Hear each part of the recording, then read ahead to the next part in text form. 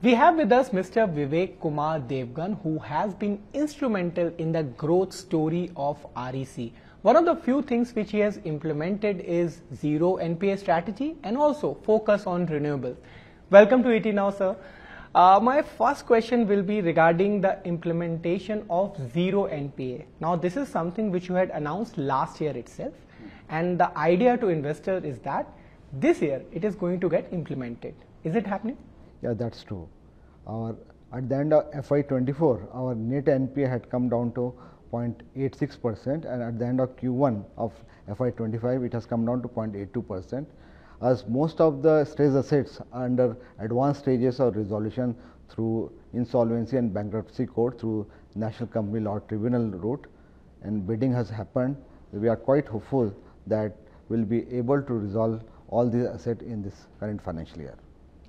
Tell me in detail that what sort of strategies which you have applied to reach to Zero NPA? Yeah, we are proactively making efforts to resolve these assets. Like we have invited bids for the operating assets.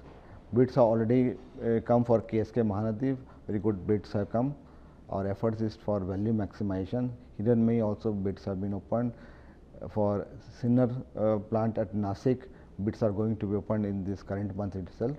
And after carrying out a challenge process, we hope to maximize the value for all the lenders. And although we have made provision of about 68%, we are quite hopeful that recovery is going to be much better, and we are expecting a write back about 2,000 to 3,000 crore in the current financial year. Right. Talking about the focus on renewables, now this is something which you have been implementing for past 1.5 years very proactively. Where do we stand now and what is the scope? Yeah, the major significant growth of REC is coming from the green projects. Our asset under management had grown by 13% in FY23 from 3,85,000 crore to 4,35,000 crore. In the last financial year 24, our AUM has increased by 17% from 4,35,000 crore to 5,09,000 crore. Right now, our renewable energy portfolio is about 8% of our asset under management to the tune of about 42,000 crore. This will see a significant jump as we are targeting loan book of about 3 lakh crore from renewable energy portfolio by the year 2030, when our asset under management we are targeting to be about 10 lakh crore. So 30% of my AUM will come from renewable energy project in the next 5 to 6 years. So that is the plan. Now, you talk about the sanctions. It has been over 1 lakh crore till last quarter. And correct me if I am wrong, how do we stand on disbursements part? Because that is important as far as the implementation of these disbursed loans is concerned. Yeah, our primary focus is on the disbursement actually. In FY23, our disbursement was to the tune about 97,000 crore. Last year in FY24, our disbursement increased to 1,61,000 crore, and in the Q1 of current financial year, as compared to Q1 of the last financial year, it has increased from 34,000 crore to 43,000 crore. So disbursement is also increased at quite substantial pace, and we have made a conscious effort to increase our disbursement from Q1 itself. Q1 and Q2, if we focus, then naturally our disbursement increase in Q3, Q4. So we are targeting total disbursement of more than 1,90,000 crore in the current financial year. Okay. And talking particularly about power sector loans, you mentioned some of the accounts. How did you navigate with this problem? Because that NPA, all the banking system, the financial system was hit. But if you are going to be zero NPA, that sector particularly was a pain area. How did you tackle it? Yeah, we have made a very rigorous project appraisal, entity appraisal, and we are taking due care that revenue cash flow of the project which we are financing are consistent to meet our repayment obligation.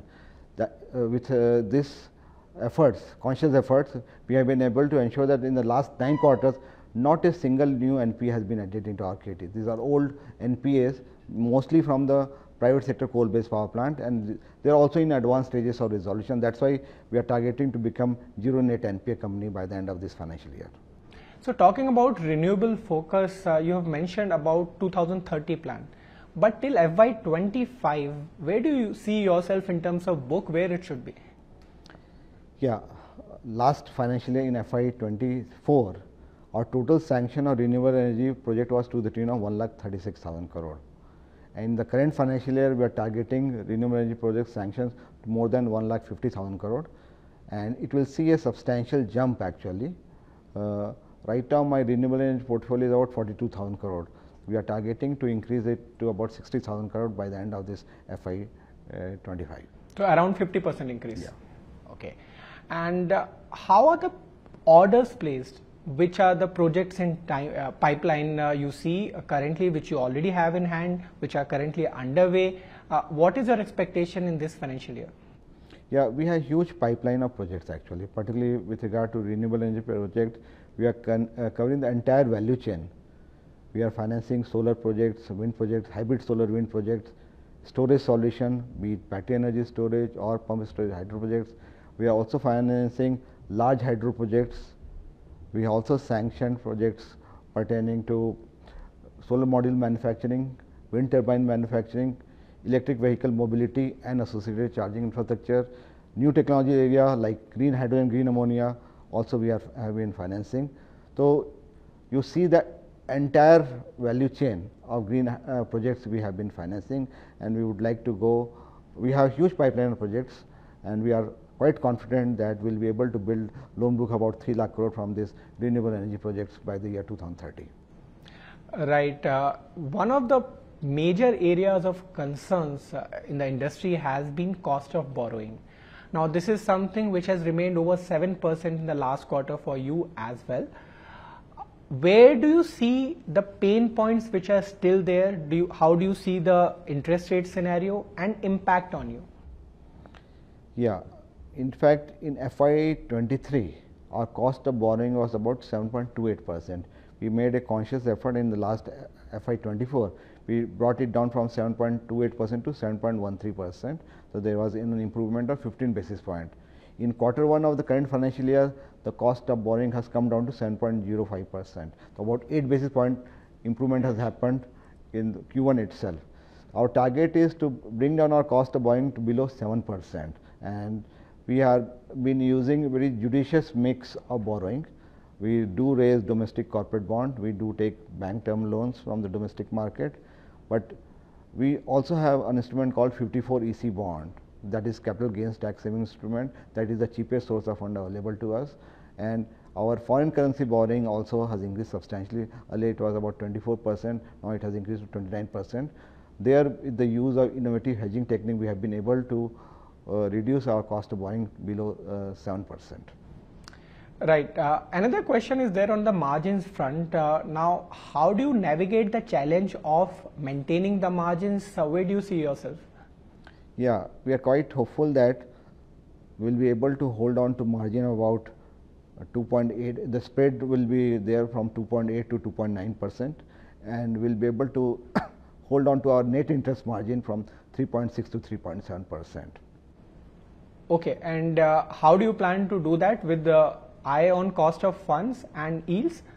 Yeah, first effort that we are making is to reduce the cost of fund, and we are stressing on the asset quality, the good entity. I might be able to take some hit on the margin, but asset quality should be good, entity should be good, and revenue cash flow from the project should be good. So there also we are getting quite good margins, and what has happened that additional coal-based capacity is also coming as per the estimate made by the Central Electricity Authority, that is technical arm of the Ministry of Power. They made projection that since renewable energy is intermittent in nature, and until unless we have commercially viable storage solution, the coal-based power plant will still provide the base load in India. So country will still require more than 90 gigawatt capacity in the next 7 to 8 years by the year 2032. So another 90 gigawatt capacity is likely to be added. So we are targeting a market share about 20% from this coal-based additional capacity that would be required. Another thing which I wanted to understand, while your focus is on renewables, there are other sectors which you have been there traditionally. One of them is power distribution companies. Do you still want to remain in these sectors, or if I talk about ratio, which is your comfortable ratio of remaining in major sectors? Our core expertise in the conventional generation, transmission, distribution. That is our strength. We have the expertise. So that will remain our core strength. Renewable energy is going to give us more of growth. More of the growth is happening in the renewable energy sector. The Government of India has also allowed us to diversify into non-power infrastructure logistics, but we are a little bit cautious in infrastructure logistics. It's a new area for us. So we are only financing those projects where revenue cash flows are 100% sure, and where entity is good, where the asset quality is good. So our core competence is in the power sector only, covering from the generation to transmission and distribution. That will remain our core strength. One of the good things which shareholders is getting from the company, and they expect many times more, is a dividend. Now this payout ratio balancing with the profits, how do you want to navigate? Should investors continue to expect these kind of dividends in the current financial year as well? Yes, we are one of the highest paying dividend company. Last year our total dividend payout was about 16 rupee per share for a share of 10 rupee, and we hope that we'll be able to maintain the government mandated norm that 5% of the net worth or 30% of the PAT, whichever is higher, we are committed to give that much dividend to our shareholders. One last question before I let you go. In your vision for REC, what are 3 top priorities? First priority is to double our asset under management to say about 10 lakh crore by the year 2030. Second top priority is to give renewed focus on renewable energy projects, which will be our core competency area in near future, and 30% of our asset under management will come from renewable energy project. And third focus area will be to strengthen our core competency area, that is conventional generation, transmission, distribution business. Thank you so much for talking to us and elaborating in detail the plan about Rural Electrification Corporation. Right. Thank you so much.